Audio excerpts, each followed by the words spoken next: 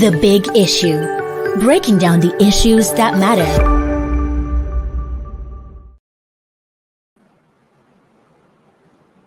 Good evening and welcome to another edition of The Big Issue. Today, Wednesday, June 21, 2023. My name is Bode Gbadeba, and of course today we shall be discussing some issues in the news and thereafter extractive profiles of the newly appointed service chiefs by President Bola Ahmed Tinubu. Before we go into that, let me quickly introduce my in-house analyst, Salas Ezegu. Good evening, Silas, and welcome to The Big Issue. This interesting Wednesday. The day is good, the day is bright, and of course, it's wet Wednesday as we speak. Rain. Yeah, it's the rainy season. Yeah, it's the rainy season, so we shouldn't be surprised. All right, Silas, let's quickly start with the three issues in the news today. As the first one, as reported by Nigeria's most influential newspaper, The Leadership. As a result of the appointment of the new service chiefs, 40 generals are set to retire. Salas people are already saying, oh, this will be a waste of talent and potential and probably waste of resources. Why will over 40 generals quit the battle when they are still active? Well, people say it's a tradition and it has to be observed. What is your take? Yes, like so it says, military tradition. You do not salute your junior. So what it means that once your junior is appointed to be the chief executive, Yes. you have to go. That is, they understand it in the military and they're not complaining. The part where people are speaking is that those who are outside are saying, well, is there no way to use these people, their experience, the training that have gathered over the years to support the the fight against insecurity, since the country is facing a lot of challenges on that front. And one area to look at is to say, well, we have a Exactly. reserve force where they can. Even though we have never been using them. Well, because we are not in a serious maybe war. maybe they're not using them that way. Maybe they still uh, use them as consultants to give them advice, operational guidance, and so on. I know that a lot of people who retired from the. I know some people who retired from the DSS and co, who still do some Offer advices. Yeah, do some consulting services For the service. For the service. So I believe that the army and the navy, and the air force and service, all the services must also have a way of engaging with those who have been, who are retired, and are still young enough and able enough and to contribute their quota to what they're doing. So there are not total ways. There are also a reservoir of knowledge that these new services can pick on, but they know them very well. Exactly. They know they can do, and if they need help, they can always reach them for advice and whatever they can offer. Yeah, and apart from the military tradition that a junior officer, a senior officer does not take instruction from a junior officer. A senior officer does not take command or instruction from a junior officer. I also learned from defense experts that, well, see, there is no big deal about this. When these people are leaving, it also gives the young blood the opportunity to come and show themselves. Their skills. So some people have to leave the stage for some others to come and dance. No vacuum is created kind of. You need them to move. So people come with fresh ideas. Maybe fresh strategy. Don't know whether these people are coming up will bring the solution to what we are facing. Some people, if they stay too long in the system, they become lazy and decadent. But when you bring fresh blood, they can bring with energy. Look at what the Inspector General of Police said. I feel like a tiger to chase to devour you criminals. see the enthusiasm you bring into the office. So so new people coming on board can come with that kind of energy to the fight and bring a different vista to the fight against security. Yeah, Salas, another interesting or curious angle to this story done by Leadership today is that another newspaper reported a similar thing, but then the headline is very scary. That newspaper is saying, well, over 100 generals will be retiring. And I asked, how many generals we actually have in the armed forces? In Leadership, we did due diligence, and we spoke to the right people to get this figure. But this newspaper is saying over 100. Do you believe over 100 will go because of this appointment of new service chiefs. Over 100. Well, in the spirit That's of, scary. in the spirit of that's what they call. Maybe I'll not talk down on them. They must have some reason why they use that figure. Exactly. But I want to stick with our own. I want seem to be more realistic. Yeah, more realistic.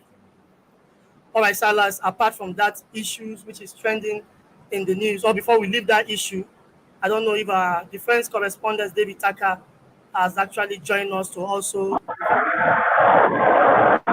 Len David Tucker is already with us. David, good evening.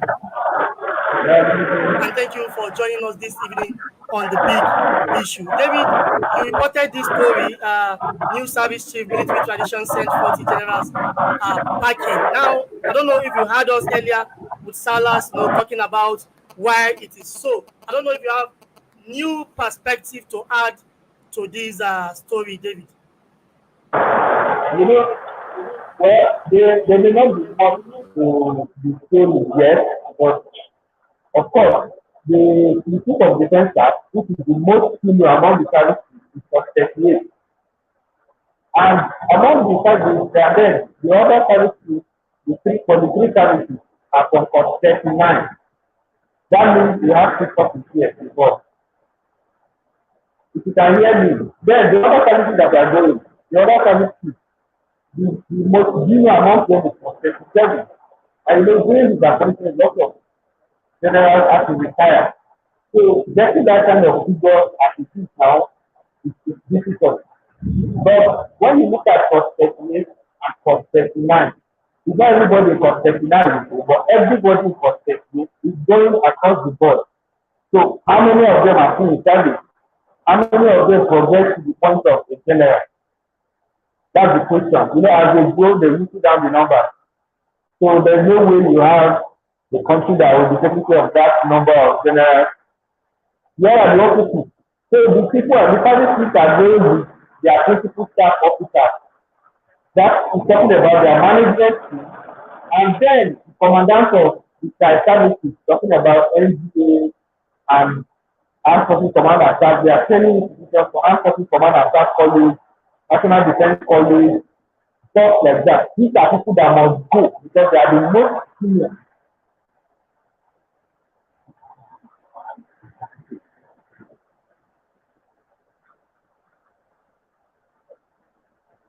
David, earlier in the day today, the new acting Inspector General of Police, Olukayode Egbetokun, assumed the leadership of the Nigerian Police Force. He took over from the immediate past Inspector General of Police, Baba Usman Al-Kali. Now, why at the handing over ceremony, Egbetokun actually called for more interagency collaboration among the nation's security organization in order to actually and effectively combat crime in the country. Now, tell me, given your experience as leadership defense correspondent for some years now, what has been the bane of interagency collaboration among the security apparatus?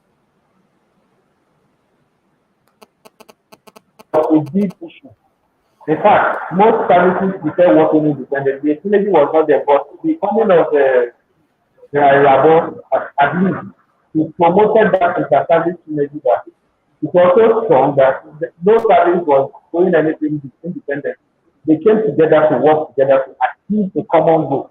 But the coming of the current services, we can only hope that they will continue from that strategy because we can't do it on your own.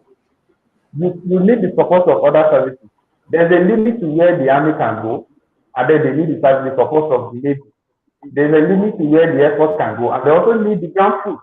So working together, they don't have a choice than to work together. I think the rivalry will only bring us down, slow us down from achieving our collective aim. So they don't have a choice than to work together.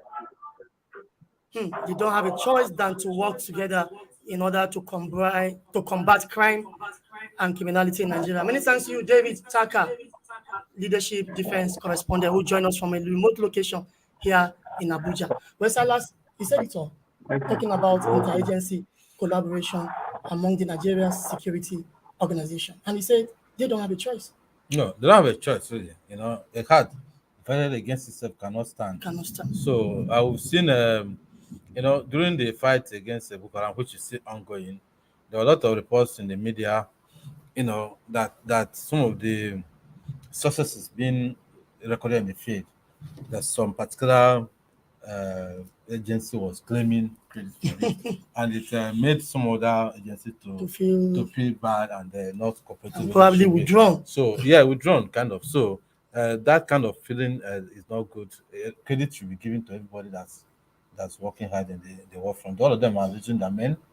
They are using their wits, to fight Boko Haram and insurgency. And I think You know, they should so, also that should not be look. This is a Nigerian problem, the insecurity. So they should treat it like an example. They should not try to say, okay, I'm taking credit for it. So that what is that? When the problem is not going away. Salas, and I think the motivation also should be they should have it at the back of their minds that they are working for Nigeria. Yes, I would say it's a Nigerian problem. You know, and they like should the leadership work. newspaper motto, whether we, salary or no salary, you always have it at the back of our mind that we are working for God and country. That's the motto of Nigeria's most influential newspaper, the leadership. Away from security story, let's go to a bit of politics. The Federal High Court here in Abuja today, Wednesday, reinstated a former deputy governor of Zamfara State, Mahdi Aliyu Gusau, who was earlier impeached in 2022. A lot of people, Salas, we find this story strange because his tenure, whether impeached or not, elapsed earlier on May 29, 2023. But he was actually impeached in 2022 because of political differences with his then principal, Governor Mohammed Bello Matawale. Now the court has said, well, he was not properly impeached. And that's correct. He was impeached at the middle of a pendency of a suit against that action by the Zamfara State House of Assembly. And they still went ahead to carry out that illegality. But the court is saying, well, we have to protect the integrity of the judiciary and the sanctity of the court. Now, people will be asking questions, what is the implication of this court judgment today? And I know, well, of course, it will be on record that the guy was never impeached in the first place, and all entitlement due to him must be paid as a former deputy governor of Zamfara State. But what do you have to say, Salas, about culture of impunity on the Nigeria's political scene? Let me tell you that it's very, very worrisome. It's not the first time it's happening. Yeah. It happened in some state, even in Kogi State, when Yes. when Under Yahaya Bello, Yeah, a deputy so- governor was so treated. and then I think the court reversed it as well. But by the time the court, so what reversed it, the person tenure had no. Yeah, so you can So, only get It can only get his name Entitlement. cleaned up. And yes, then, the record but will it's be unfair straightened. because the governors, the assembly members that do it, knowingly break that law, hoping that the court will delay until their tenure is over and they will find their way. Okay. So what when the court talking about its integrity and I expected the court to as it should be to come to defense of the weak here. Who was the deputy governor? This one was singled out because he refused to join the governor in Exactly. defecting to another party. Exactly. He has a political right to decide where we have association and all this rights to belong where he wants to belong. Exactly. So, and because of the moved against him. So, and they knew that they didn't have any concrete something against him, and that's impunity. So, what I'm looking at is there any way people who knowingly break the law this way Also punished. punished? If maybe they need to reform the law so that when such a law, this kind of a reversal is made, and you are found to have broken the law knowingly by not following the legal procedures, Exactly. which is clear cut. They could have asked their lawyers what is obtainable here and what is not. So that as they giving the judgment, they are also awarding some kind of punishment to those who broke the law. But the law was broken in this case. And the law broken in this case is not served fully by just the guy. Those who did it, what is their punishment? Punishment. Two is that To avoid yes, future repeat, reoccurrence. mention. Two is that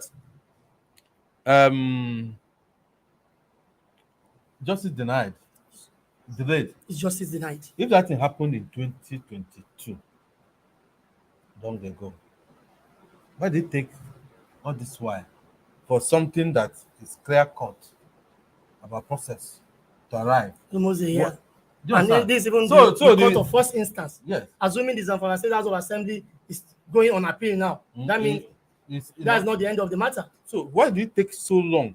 This kind of case, which there's a constitutional provision guiding it. Why did it take them so long to decide it? Why couldn't you have said, okay, we from everybody's from the public announcement or what happened, we knew that the law was already broken. Even without being lawyers ourselves. Why did judges have to delay it until now? But you know the Nigerian factor. So what I'm saying that judges who are claiming that they have to restore the law. That is something else. They could have restored it and restored that man to his position before the tenure elapsed. Yes, to tell those people that the plan they had backfired. And they cannot just break the law and get away with it like that. And I want some cost against them. So that I feel a bit sorry that we are talking, this thing now after they have achieved their aim, remove the guy, put somebody else, and finish the politics of it. It's not fair on the guy. Even if you pay his money, he has a scar that was offended. Exactly, and he has been humiliated. Anyway, thank you very much, Silas, for that. We need to go on a short break, viewers. When we return, the big issue continues. Don't go away.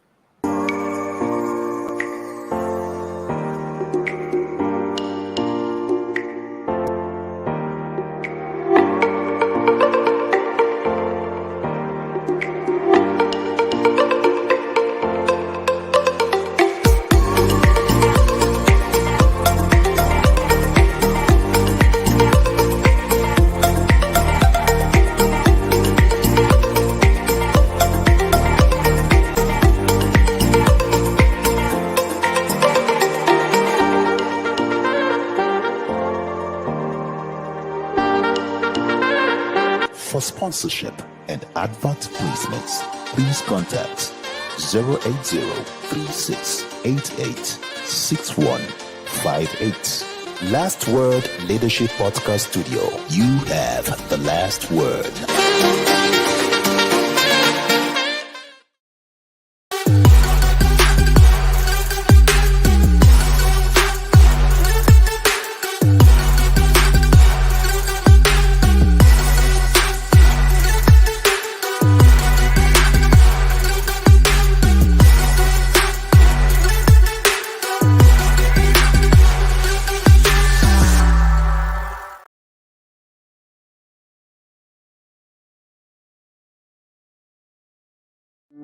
The Big Issue.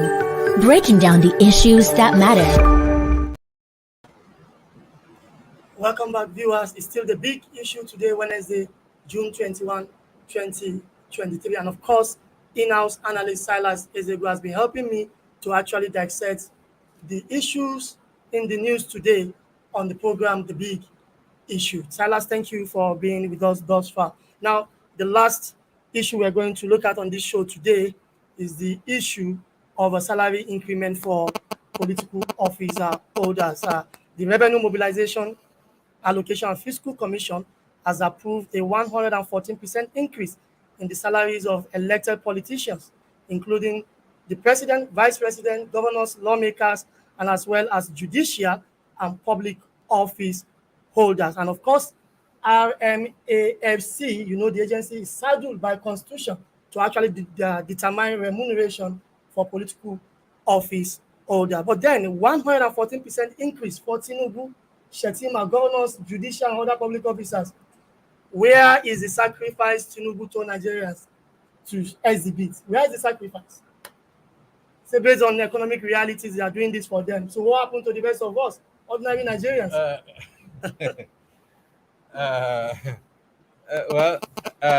You call it elder Nigerians. Those they're not honored Nigerians. They're holding big positions. The thing is, you cannot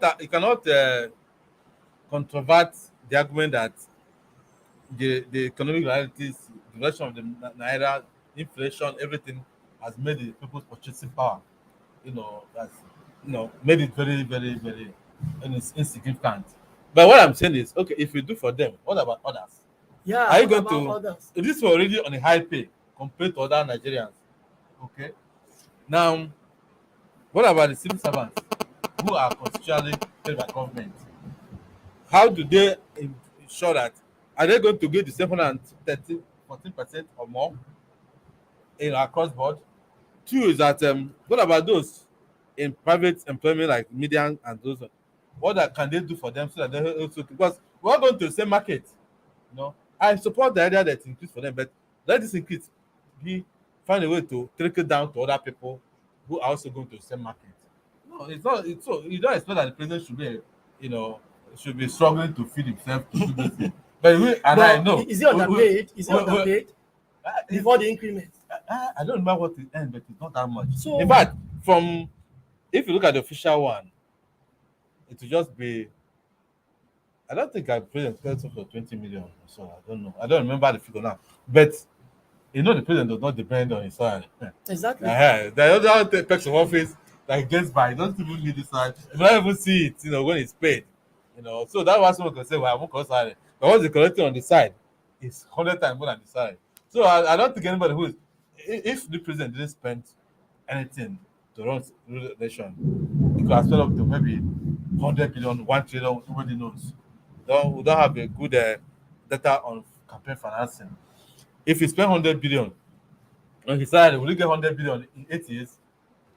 It's not possible. So he doesn't depend on this. Of course, the share officers there, the executive officers there may depend on their salaries and allowances, But all these other ones, governors, so they don't live on this. But what I'm saying is that, okay, if you ask for them, what happens to other workers whose salary has remained has been rubbished by inflation, and they're going to go to the market, they get confused.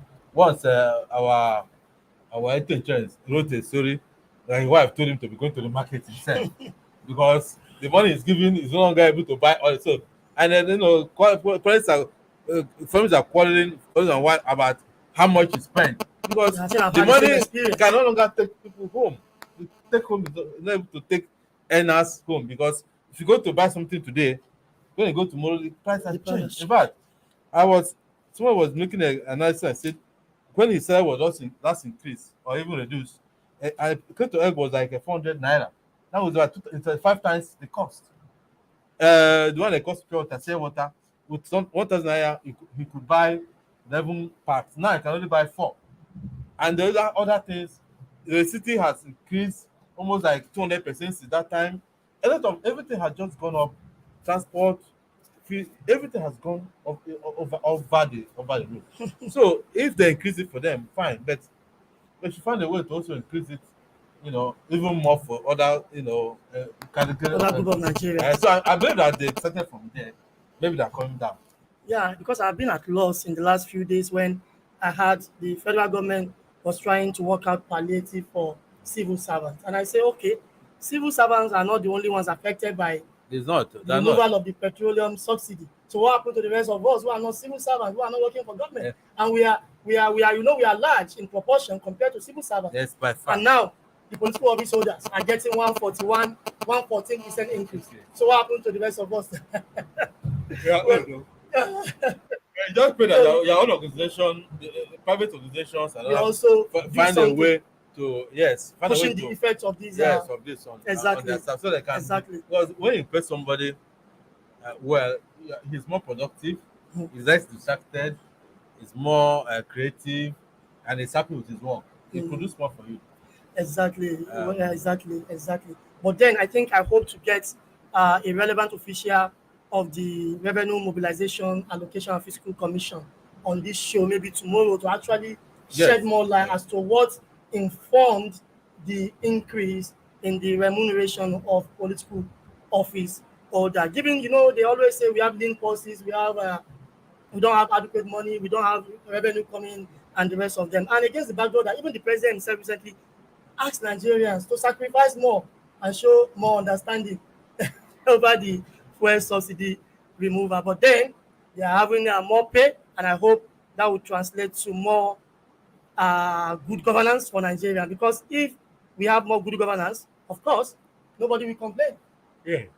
Well, viewers, that's the size of today's show on the big issue. Many thanks to Silas Ezeogu, in-house analyst, will join me on the show today. Tomorrow, I will also be behind the mic to also discuss trending news with you on the big issue. between now and then, keep a day with us. Thank you for being with us today. My name is Bode Gbadebo. Bye for now. The Big Issue. Breaking down the issues that matter.